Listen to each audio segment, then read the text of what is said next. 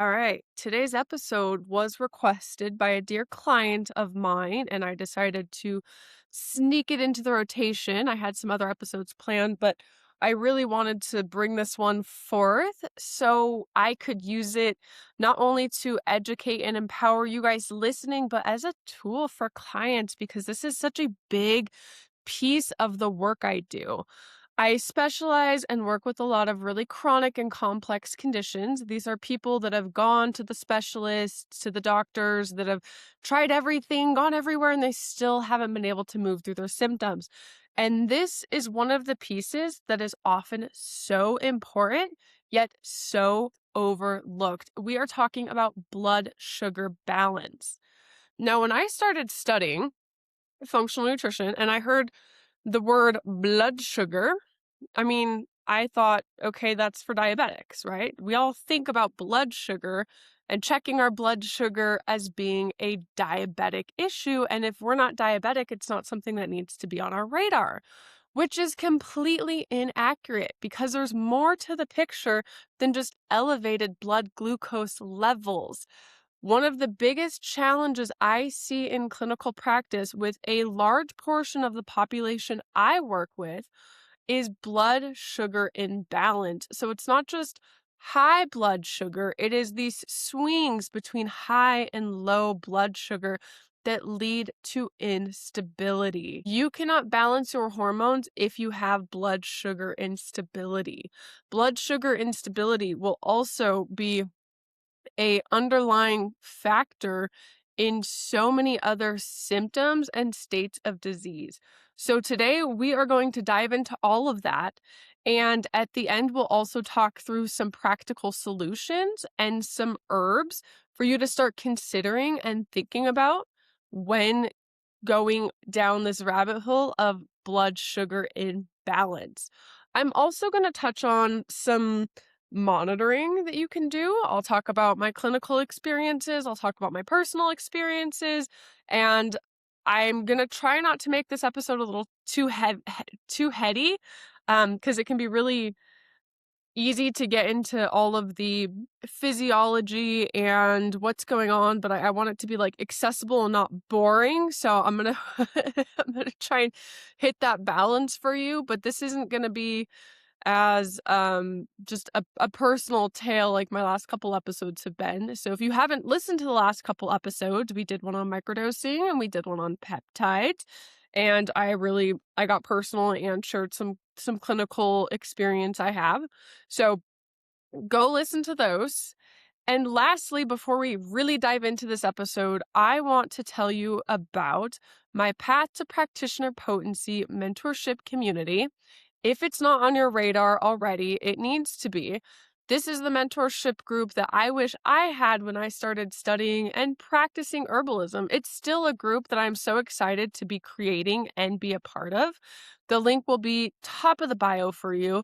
So if you are interested in joining, we will do live monthly trainings. We'll have live monthly Q&As and live case reviews. So if you are stuck on a client or a case, even if it's, a family member or a friend, bring it forth and have some extra support working through it.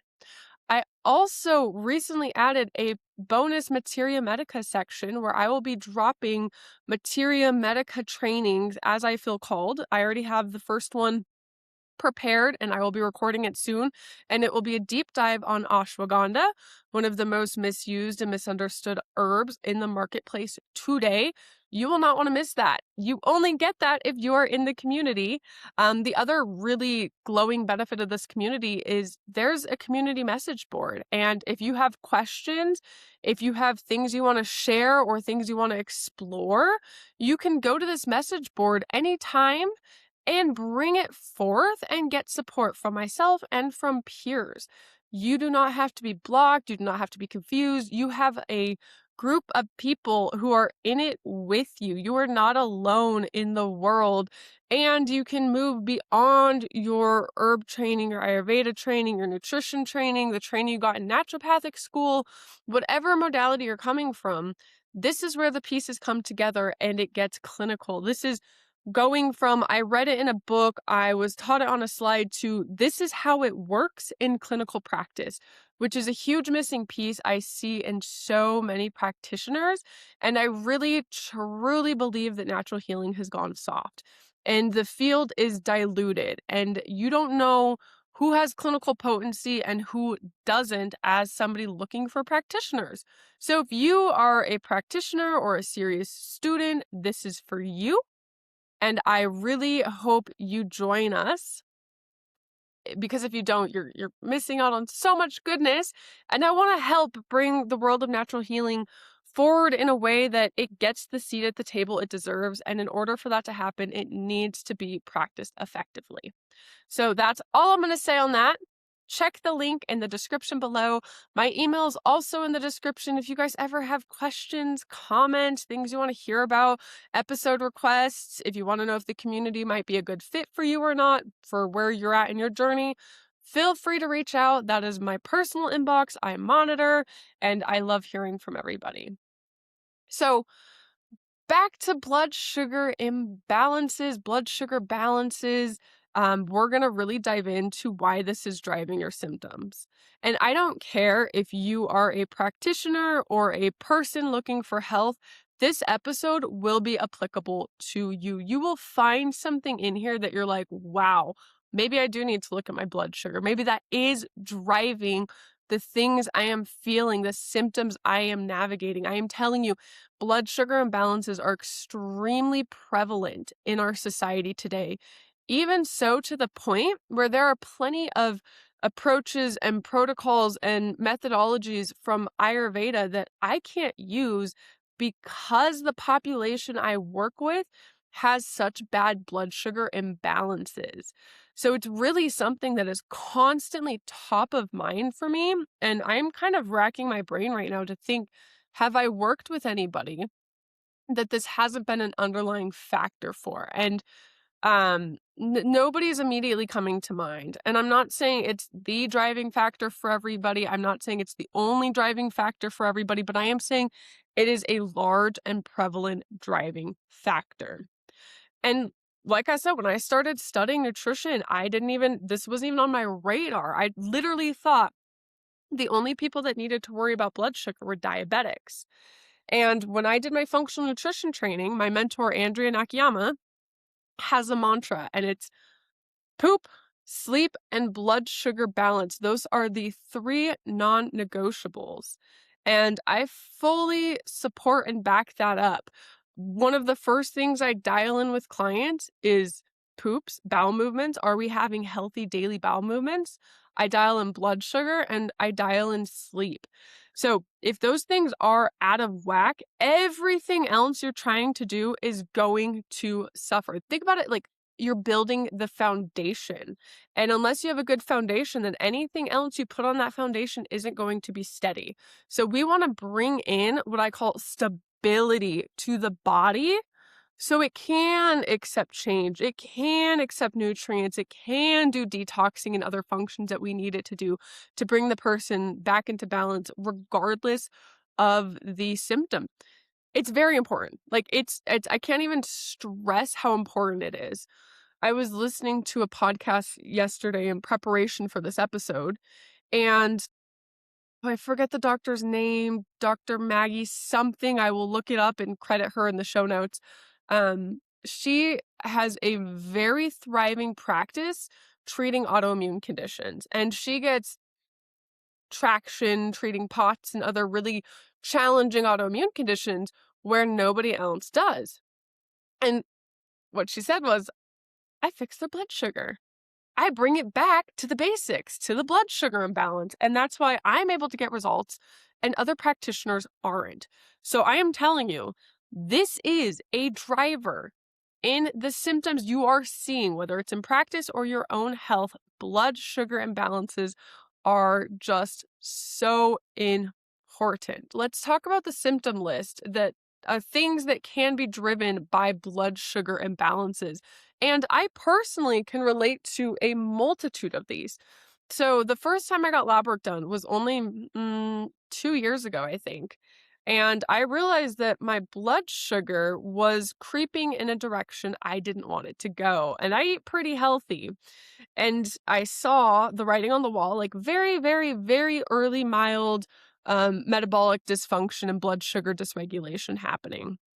I'm looking at my A1C, my insulin, my fasting glucose. I'm looking at my liver markers, my inflammatory markers, and I am bringing this into my purview and understanding how all these pieces come together. I ended up down the road getting a continuous glucose monitor. So within the last couple of years, you couldn't get a continuous glucose monitor unless you had a prescription from your doctor.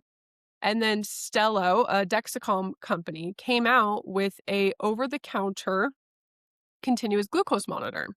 And once they did, I had clients playing with them, and my father was on one, and he gave me one, and I'm like, oh, this is amazing. So I started monitoring my blood sugar with the continuous glucose monitor, and I could start making correlations between how I was feeling and what my blood sugar was doing.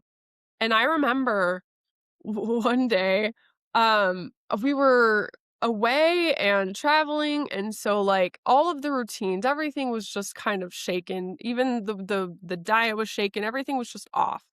And I had, like, a major, just, like, moody moment. It was at a banquet, and there was so many people, and I just hadn't eaten all day, and I went into shutdown mode, and I thought it was, like, the social setting and just, overwhelmed from that, but I ended up checking my glucose monitor, and my blood sugar was absolutely tanked. I was in a blood sugar crash. And so then I started paying attention to this, and I realized, oh, I can link poor sleep back to blood sugar. I can link moodiness, anxiety, depression back to blood sugar. I can link lethargy or more like overactive ADHD type symptoms to blood sugar imbalances. And this has just opened up an entire world to me and how I navigate my health and how I navigate health with my clients. I really use myself as like first line personal experience, and I do these things so I can lead people in these things. And this has been game changing for me. So when somebody is presenting with any of these symptoms, blood sugar is going to be one of the things that I am going to be examining. And it's not just high blood sugar, it's blood sugar swings, which we'll talk about a little bit more in depth in a few minutes. So first, poor sleep or insomnia. When you don't have stable blood sugar overnight, your body is trying to correct. So your blood sugar is going high, your body's working hard to bring it down. Your blood sugar is going down, your body's working hard to bring it back up. Through the night, you want stable blood sugar, or else your body is going to be working and alerting that something is wrong, and it's going to wake you up. So these blood sugar swings and crashes overnight, they trigger cortisol and adrenaline to bring your glucose back up. And that pulls you out of a deep sleep. So when that glucose dips, your body is going to correct, and it corrects by bringing in stress hormones. And we're going to talk about the stress component in a second too. So if you're having these poor sleep issues, not being able to stay asleep issues, especially waking between the hours of 2 and 4 a.m., this is one of the first places I'm going to be looking. We have a lot of herbs and a lot of tools to help people fall asleep. Helping somebody stay asleep is more challenging. And most times, if somebody isn't sleeping through the night, they have no problems falling asleep, but staying asleep is the problem. This is where I'm looking at, okay, what's our liver doing? What's our blood sugar doing? How do we bring in stability throughout the day to create stability throughout the night? So other symptoms that are going to be driven by this imbalance are fatigue and lethargy. So think about people getting afternoon crashes, that 2, 3, 4 p.m. hits, and you are just crashing. Most times I could link that back to blood sugar, and we bring in some blood sugar tools, blood sugar balancing tools, and that totally goes away. The next is brain fog. Our brain can run out of glucose storage. This muscle in our body is entirely dependent on a stable blood sugar supply. So these blood sugar swings directly can impair our cognition, our processing, our memory recall, the speed. All of this can be impacted by blood sugar. So brain fog's another one of those symptoms, especially when I see it with interrupted sleep, anxiety, midday crashing. I'm like, blood sugar. Anxiety and panic attacks. A blood sugar crash triggers an adrenaline surge that is physiologically identical to a panic attack. A lot of panic attacks and anxiety presentations are hypoglycemia, low blood sugar going under the radar, undiagnosed. And this is one I also can personally relate to. Dialing in my blood sugar really helped to stabilize my mood. And I know on the days that I skip breakfast or I eat poorly or I'm not conscientious in doing the things I need to do, I am very susceptible to anxiety and panic. My body doesn't have the stability it needs to weather just everyday interactions, and that is how that manifests. It also manifests as moodiness, irritability, and agitation. So, glucose is required for emotional regulation. And when we have these glucose crashes, it destabilizes our nervous system. It really does put us in fight or flight. So, that will also lead to these moody, irritable, agitated states. And I can feel the moodiness and agitation when I'm going through a crash or when the overcorrection happens and we are going through a glucose spike. So if I eat something like white rice without any buffers, the wrong time of day, or just in the wrong setting, I will get agitation in my body. Like it almost feels like restlessness, like kind of like pent up anger, just moodiness. And I can quickly tie it back to, oh, I'm having some blood sugar instability. This next one's really interesting, and this is especially something to look for in children, and that is the Jekyll and Hyde behavior. So there is this allergic addictive pattern that happens that causes reactive hypoglycemia. Literally, the person becomes someone else when they haven't eaten. So think of like the person you know who gets hangry. I am also guilty of this, and they just become a different person. My partner and I have this running joke, like if one of us is in a mood, somebody probably just hasn't eaten, and it's so true. When our body doesn't get fuel, we can literally get put in this state that makes us act like somebody else. Now, let's talk about that allergic addictive piece. And like I said, this is especially prevalent in children. So, what happens is we have food sensitivity. So, this isn't necessarily just like overt food allergies. I eat peanuts, I swell up, I have to go to the ER. This is food sensitivities. So, we are sensitive to something and it can be much more subtle. We might actually not have a symptom arise for up to 3 days after eating the food.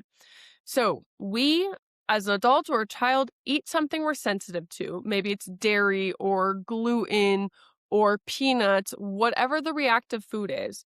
Our immune system will then mount a response. Our immune system is getting triggered that there is an invader in the body. And that inflammatory response triggers a cortisol spike. When our cortisol gets raised, our blood sugar gets raised. We want glucose in the bloodstream in case we have to run away from the danger. So when we are in a stressed state, our body's putting sugar into our bloodstream, so we are ready to run when danger hits. Now, when this happens and we eat these foods that we are allergic or sensitive to, we get a little bit of a high. We get a little bit of an energy boost, of a mood boost, of a sense of relief because of all this cortisol spiking happening. And then we get the other side of that, which is the crash. So these temporary addictive good feelings that we feel, and again, children are especially susceptible to, we keep eating these things because we want that high back. We want that energy boost, that mood boost, that sense of relief, and we don't make the connection that's followed by a crash. So this food is eaten, it triggers an immune response in the body. It's the same food that you're most addictive to. And then you oh my God, I'm just thinking, for me, it's probably popcorn. I love popcorn, but it doesn't love me back. So we reach for these foods, and because these foods create this response in the body, it mimics an addictive process. So then it's followed by withdrawals and cravings and crashes, and we repeat this cycle. So then we get this Jekyll and Hyde piece where this person becomes moody and rageful and irritated and literally just unrecognizable when they haven't eaten. And this reactive hypoglycemia pattern happening. Our blood sugar has crashed. So we're in this stressed state, and it really is a full physiological stress response. It's not somebody being dramatic. We are literally not getting adequate fuel to the brain, and our body's put in emergency mode, and it makes us act a certain way. And the irony is the foods that we crave most, especially in moments like these, are the very foods that are causing this reactive pattern. So that is definitely worth putting on your radar if you get hangry, if your kids get hangry, and we have this kind of cycle of blood sugar spiking, blood sugar crashing caused by something we are allergic or sensitive to. Start figuring out what the triggers are and removing those. And the top allergens to start with are wheat, dairy, um, peanuts, tree nuts, shellfish, corn, and soy. So if you are experiencing any of those behaviors, those are the first 7 things to start eliminating and experimenting with. Some other symptoms that can be driven by blood sugar imbalances include heart palpitations or racing heart, arrhythmias, shakiness and trembling, excessive sweating, cold hands and feet. This is literally a vascular constriction because our body is in that sympathetic fight or flight state. So we are literally diverting blood into our survival functions, which are not our hands and feet staying warm. Headaches and migraines. Anybody I'm working with that has chronic headaches or migraines, this is an area I am exploring. Cravings, increased appetite, weight gain, frequent urination. Frequent urination. Um, so I have a lifelong pattern of frequent urination. I can trace it back to literally childhood, and I can literally make the connection between a nervous system response and my frequent urination. And if I skip meals or if I haven't eaten enough, I get the frequent urination pattern. And it has taken me so long to uncover that piece and finally get it under control. And now I know if I'm urinating throughout the night, I probably didn't eat enough throughout the day. If I skip breakfast, I will get into this loop eventually in the morning where I keep urinating because my body is in a stressed state. Our blood sugar is most likely crashing. Our body is going to put sugar into our bloodstream, so we are ready to leave when there's an emergency, but that excess glucose then has to be dealt with, and that's going to get excreted through the kidneys. So that is one to look out for.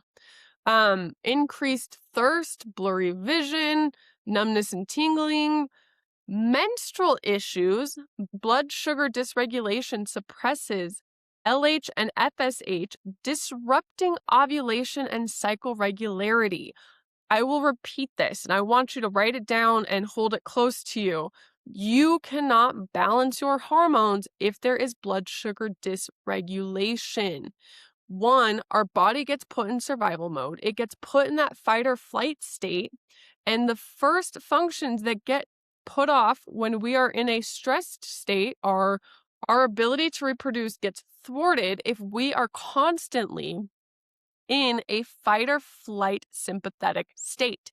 So if you are having any hormonal issues, blood sugar is a non-negotiable. That is anything from menopausal symptoms to menstrual irregularities, heavy menstrual cycles, anything related to the menstrual cycle. This is things like PCOS or endometriosis. We have to address the blood sugar component. When our blood sugar is dysregulated and our body is constantly compensating for these swings, right? This blood sugar spike, this blood sugar dip, our liver is really heavily involved, and our liver cannot clear hormones efficiently when there's so much glucose in the body to be dealt with.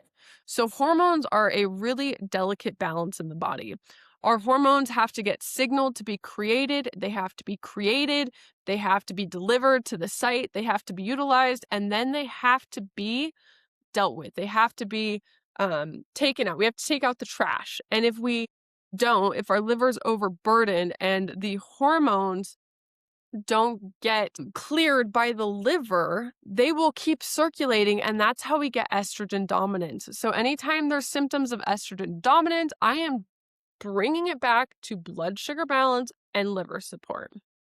Some other things that are going to be impacted are autoimmune symptoms, inflammation, low libido, recurrent infections and yeast infections, acne and skin issues, skin tags, skin patches, poor wound healing, ADHD symptoms, POTS symptoms, slow stuckness feelings, and depression. And I know I can go into so much more depth there, but look at that list. That list is huge, right? Like that is 90% of all of the symptoms I see in practice are on that list. Now, like I said, blood sugar imbalances aren't the only things that cause the things on this list. But when we start getting into a client's picture and we're like, oh, you have this, and this, there's no reason not to back it up to blood sugar imbalances. So I want to reinforce the mechanism of what's happening, because it's not just that we're eating too many sugar and carbs, although that is a component that needs to be in check. The modern population just eats way too much sugar and way too much carbohydrates, which just turn directly to sugar in our body.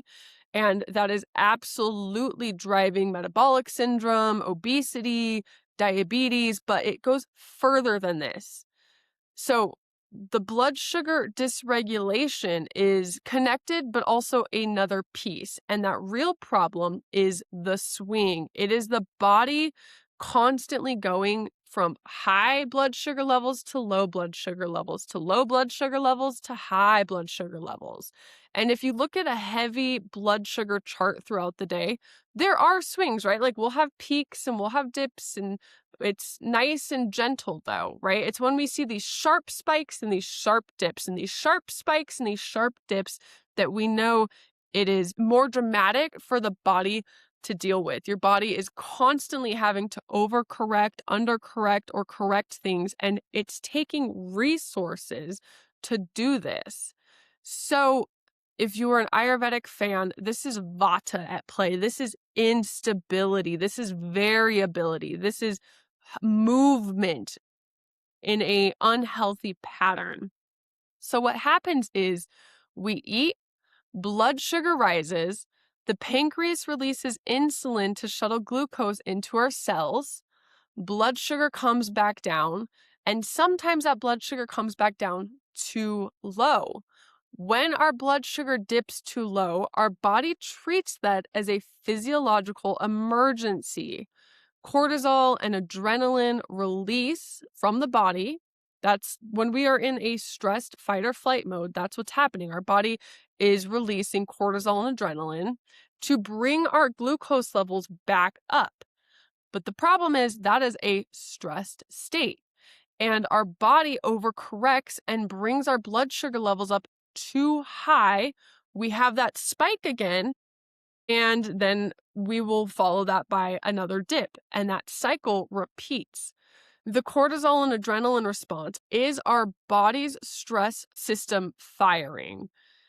And every blood sugar crash will trigger a fight or flight response. So we could be put in a fight or flight response multiple times a day. The sympathetic dominant state can be happening multiple times a day, leading to that list of symptoms. We all know that we want to be in rest and digest for most of our waking hours. Most of the time, we want to be in rest and digest. That means our body is doing what it needs to do. It's functioning, it's digesting, it's repairing, it's replenishing, it's detoxing. But when we spend too much time in fight or flight, all of the functions our body needs to be performing get shut off and resources get diverted to dealing with that stressed state. When our body is not in rest and digest, that parasympathetic tone, we're not detoxing, we're not repairing, we are not reproducing. This is a huge factor in infertility. Now, our liver is built to handle this. Our liver is meant to buffer against these highs and lows. The liver is an absolute workhorse of an organ. It does so much more than just detox. It really does help to regulate our blood sugar. So it stores glucose and glycogen and releases it between meals to keep our blood sugar stable, right? We have processes in the body to handle this. If our liver is healthy, it can smooth out these swings. But when the liver is compromised, the liver doesn't have this buffering ability and it fails to smooth out those swings, and those swings become more dramatic. Chronic high blood sugar overwhelms the liver. Liver has to convert fructose into glucose, and it has to store the glucose. So if there's too much glucose to be stored, that leads to fatty liver. When our liver is fatty, it impairs detoxification and it impairs our glycogen storage, and we will be having more dramatic swings because the liver isn't able to do what it needs to do. And then that impaired liver can't clear those excess hormones, leading to estrogen dominance. And then the conversion of thyroid hormone T4 to T3 also happens in the liver. So impaired liver means impaired thyroid. This is a massively underlooked piece of the puzzle. So many people are walking around with hypothyroidism. This is subclinical functioning of the thyroid, and blood sugar and our liver are at play. So most Americans suffer from liver dysfunction, not related to alcoholism or any other liver disease. We just have overburdened livers. The other thing our liver has to do is any chemical, any toxin our body comes into contact with, that has to get processed, and that liver's doing the processing. So to just break it into simple terms, the liver has more on its plate than it has the capacity to handle. So this overburdened liver affects our ability to handle glucose, and excess glucose affects our liver. So it's kind of this like, what came first, the chicken or the egg situation, but it's absolutely two pieces of the same puzzle. Every time we have a blood sugar crash, I just want to like really drive this home. We are prompting our body to be put into that emergency stress state, and we are releasing cortisol. Cortisol, chronic high cortisol, robs the body of progesterone. This is absolutely a piece of the puzzle of estrogen dominance. Even without excess estrogen in the body, the ratio of progesterone to estrogen matters. You have to have the right ratio. So if we have less progesterone, more estrogen in the body is going to dominate. We cannot balance our hormones if our blood sugar is swinging. It impacts these sex hormones that need to be in balance for us to have healthy periods, for us not to have menopausal symptoms, for us to be fertile and conceive. Blood sugar matters. Another piece of this puzzle I just want to touch on is the dawn phenomenon. You may have heard of it. So our cortisol is designed to naturally rise before we wake up. This is one of the things that wakes us up and gives us energy for the day. But what happens in a dysregulated system is that cortisol spike in the morning is high. It's higher than expected, right? Like we should have a little bit of a jump, but it shouldn't be this big, sharp, we're waking up with really elevated blood glucose or blood sugar. And one of the drivers behind this is poor sleep.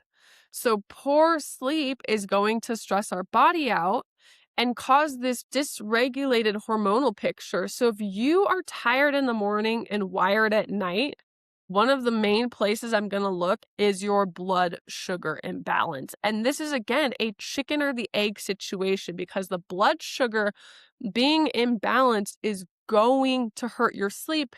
Poor sleep is going to stress your body out and cause blood sugar imbalances. So it's twofold, right? Like blood sugar issues impact your sleep, sleep impacts blood sugar. We don't know what came first, the chicken or the egg, depending on the person or the situation. They both need to be dialed in. A great place to always start is blood sugar. Now, I have a really hard time explaining this to certain clients, especially diabetic clients, that there are more things that impact blood sugar than just what we are eating. And that dawn phenomenon we just touched on is a perfect example of this. Some things that will lead to blood sugar imbalances are irregular meal times. So this is skipping or delaying meals, not eating in the morning, skipping your meals, delaying your meals, eating at erratic meal times. Your body doesn't know when fuel is coming, and it reads that as a threat, and it will go into that stressed state to manage that threat. The next thing is imbalanced meals. So meals that are too heavy with carbohydrates or sweets and don't have enough fat, fiber, or protein to balance them out. This just speeds up the absorption and the uptake of the sugar in our bloodstream.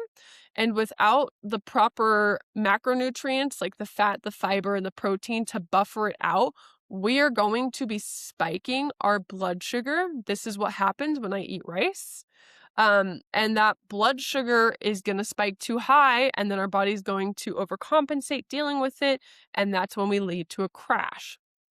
So too much sugar, obviously, that is just going to be a problem. And this doesn't just mean too much white sugar. This can be too much fruit, too much alternative sweeteners like honey and dates and maple syrup. Everybody's ability to handle glucose is different, and it matters. There's so many different pieces that are going to impact that picture, but you could eat a perfectly clean diet that is just too heavy in the carbohydrates or lacking in the fat, fiber, and protein. And for you, that might be too much. So everybody's threshold is different. Some people can get away with more carbs and sweets. Some people can't. That's very unique to you. But too much sugar, too much carbohydrates for you and your body will lead to blood sugar imbalances. The next one is poor sleep. We touched on that. Even one night of poor sleep is going to raise your fasting glucose and increase your insulin resistance for the next few days. So if you get into that cycle of poor sleep, you will continue to make the problem worse. Remember, poor sleep puts your body in a stress state. When we're in that stress state, we're more likely to reach for more refined carbohydrates and sugars that are going to just feed this imbalance, and it's going to become this little self-reinforcing negative feedback loop. In addition to poor sleep, having irregular sleep or wake times, those disrupt our circadian rhythm, those disrupt our cortisol rhythms, which directly drive blood sugar. So if you are just erratically, going to bed at 2 a.m. one night and 10 p.m. the next night, waking up at 8 and waking up at 10, and it's just all over the place, your body is not going to have stability. Your body's not going to have consistency. Instability in your life is going to impact your blood sugar. This is the vata piece for the Ayurvedic people out there. It's unpredictability, it's variability, and this can be in relationships, this can be in environment. These are things that drive our stressed state. So if we have chaos in our lives, that chaos is going to be felt physiologically in our bodies. Instability, inconsistency anywhere is going to lead to instability and inconsistency in our blood sugar and our hormone production. The next is nutrient deficiencies, which are rampant right now. It is so hard to get what you need from the modern food supply. So there are certain nutrients that are necessary for insulin to function properly and the glucose to be metabolized properly. And these deficiencies impair the regulation of the system itself. So nutrient deficiencies absolutely drive blood sugar imbalances. Next is inflammation, and this is another two-way street, just like sleep. So inflammation is going to cause insulin resistance by blocking insulin receptors and signaling. Plus, blood sugar dysregulation drives inflammation through glycation, leaky gut, and other formations in the body. So these two feed each other. Inflammation is going to make blood sugar imbalances worse. Blood sugar imbalances are going to make inflammation worse. That's why somebody can be doing everything right in their diet and still have dysregulation if there's underlying inflammation present. Next is sedentary lifestyles, where the biggest user of sugar or glucose in the body is our musculoskeletal system.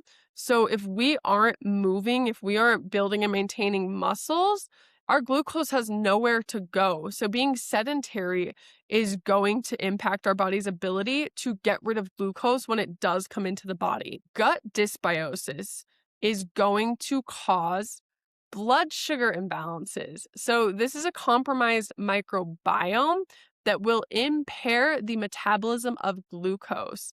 And this is another feedback loop. Dysbiosis is going to cause blood sugar imbalances. Blood sugar imbalances is going to cause dysbiosis. Alcohol directly spikes and crashes blood sugar and impairs our liver's ability to do its job. Certain medications are going to be impacted. Different traumas are going to impact our body. This is, think, chronic nervous system dysregulation.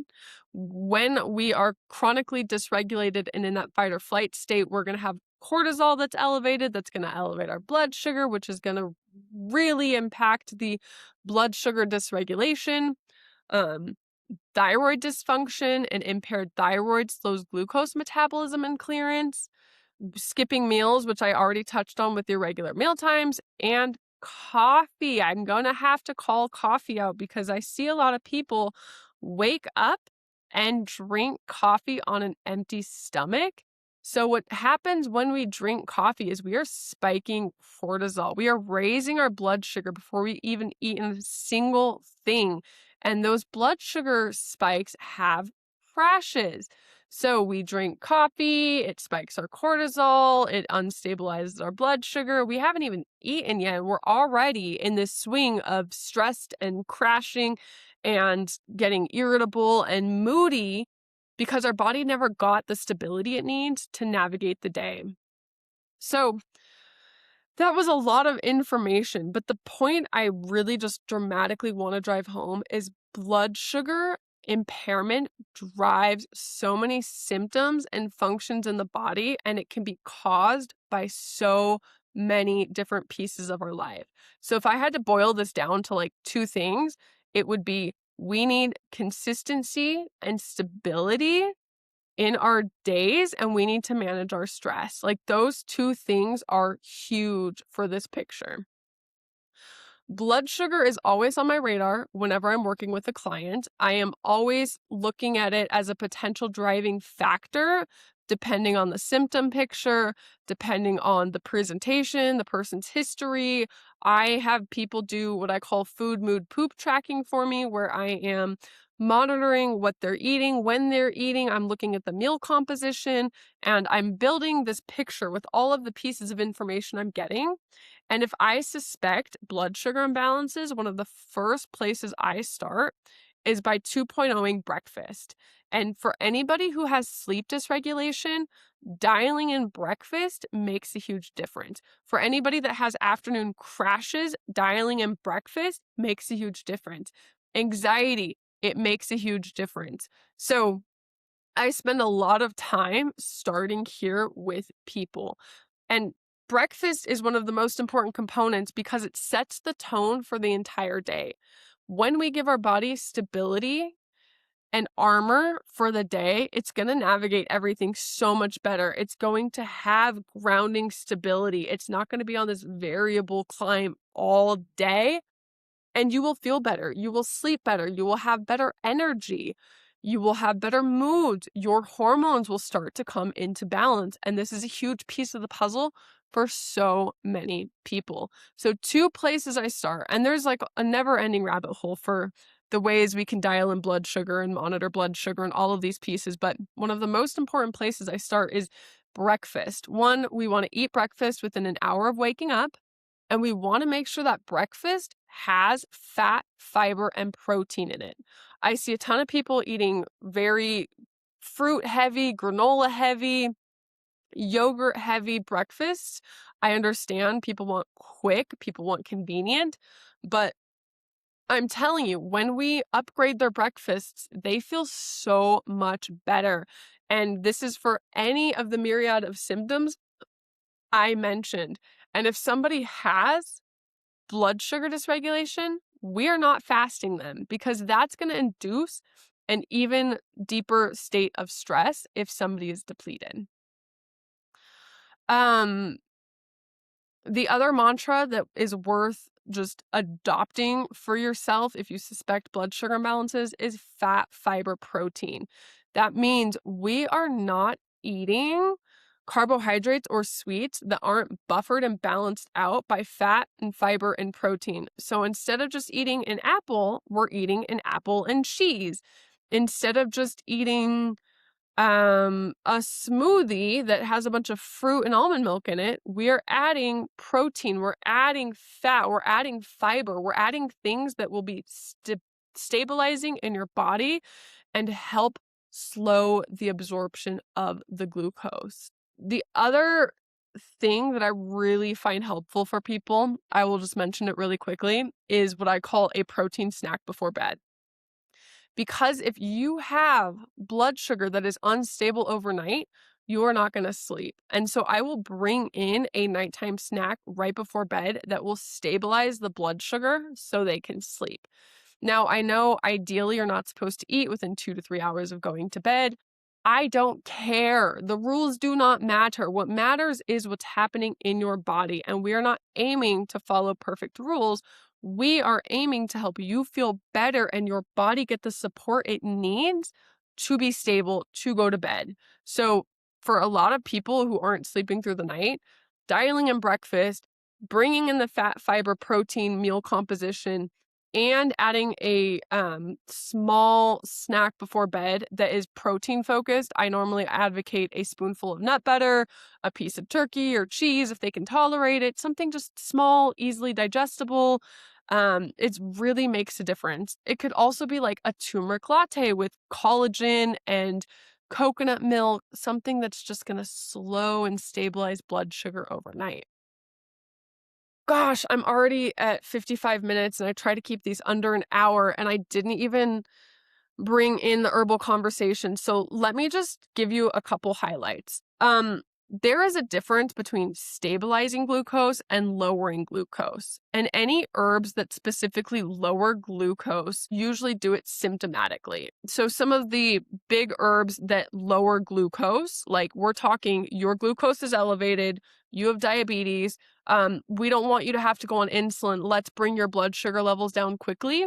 We're bringing in herbs like gudamar, or we're bringing in herbs like bitter melon, and we are aiming to bring your levels down symptomatically so you don't have to go on medication, so you can do the work to fix the drivers. So I want to make this distinction because I don't see this distinction made in a lot of herbal content, books, or education, that the herbs that lower glucose do so symptomatically most of the time. Now, I'm going to say fenugreek might work differently. That is also a really good glucose lowering herb, but some of the main really good, potent herbs for lowering blood sugar work symptomatically. And it's not just about lowering glucose, it's about bringing in stability and stabilizing glucose when the problem is these blood sugar swings. So, for somebody with swings, it's not necessarily about lowering glucose, right? Like when I was dealing with unbalanced blood sugar, my blood sugar would drop below 70. The goal was not to bring it down, the goal was to stabilize. So, bringing in herbs that stabilize blood sugar is huge. Now, these are going to be adaptogenic herbs. Those are really great at stabilizing blood sugar. These are, your ashwagandha, your schisandra, your hosho wu. Those are going to be really impactful. Some other herbs that are really good at stabilizing blood sugar are licorice root. Licorice root can also curb cravings for sweets, which will help the entire picture. It'll stabilize blood sugar really quickly. It can help with fatigue because it is a tonic to the adrenal glands. It can help wean people off of sugar and caffeine. It can increase our energy. It can be used in formulas to mask other bad tastes if we're bringing in other herbs to do the same action. It's really a good herb for this category of blood sugar stabilization. Some other herbs are astragalus, amla or amlaki, which is one of the key ingredients in triphala. This is a regulating blood sugar herb. It's also very rasayana and building. It just kind of rebuilds our regulatory capacity over time. Tulsi or holy basil has shown some good promise in some studies. In a recent placebo-controlled crossover study, 17.6% reduction in blood sugar. So it's shown a little bit of an adaptogenic picture in regulating blood sugar, not just driving glucose down, but stabilizing it. Bitter herbs also can show promise for stabilizing glucose. So they slow gastric emptying and give us a better insulin response before glucose hits the bloodstream. They also support the liver in doing its job. So remember, so much of this is backing up to the liver that bringing in these herbs is going to be super, super helpful. If we support the liver, we are supporting the entire blood sugar picture. Cinnamon bark has also been shown to improve insulin receptor sensitivity and help our cells respond appropriately to glucose in the body. So bringing in cinnamon, even just as a condiment in your meals, can be super, super helpful. Everybody has that in their kitchen. That's easy and tasty. Another one that's been used to balance blood sugar is yerba mate. So yerba mate does have caffeine. It will give you energy, but that caffeine works differently than coffee. It's not necessarily robbing from future energy stores like coffee does. So yerba mate can be used to bring in that blood sugar balance. It's another bitter herb and just a good regulator. Another herb worth knowing about because it can swap out some of your more sugary things in your diet is stevia. That is an appropriate blood sugar replacement. I am a fan of stevia. If you tolerate it, it shouldn't spike your glucose in the same way as sugar does, even though you are getting that sweet taste on the tongue. And it's really useful for bringing in some stability and weaning off of sweet things in your diet. Another herb I'm going to mention is one more adaptogen called ginseng. You should all know ginseng. It is an absolute standout tonic herb, an adaptogenic herb in traditional Chinese medicine that has an adaptogenic component where it is regulating blood sugar, not just lowering it. So ginseng, specifically our Asian ginsengs, are going to be really, really beautiful and helpful there. The other thing is to bring in nutrients and correct any deficiencies. That's going to be a huge piece of the puzzle. So when we are trying to understand blood sugar dysregulation, we can look at lab work, but we can also go based off symptoms, and stabilizing blood sugar is never going to be a bad idea. stabilizing blood sugar is always going to be beneficial. Now, not everybody may need to be as careful, right? Like some people can get away with just eating an apple or drinking a juice for a juice cleanse or something. But for a dysregulated population, anybody dealing with chronic or complex symptoms or the symptoms I mentioned on that list, we are going to want to bring in blood sugar stabilization. This will drive feeling better in the body. This will drive energy. This will drive clearer thinking, better sleep, less inflammation, balanced hormones, easier periods, better chances of being fertile and getting pregnant. All of these things come into play, and blood sugar imbalance is something that just creates so much instability in the body that the body is not in the proper state to function as it should.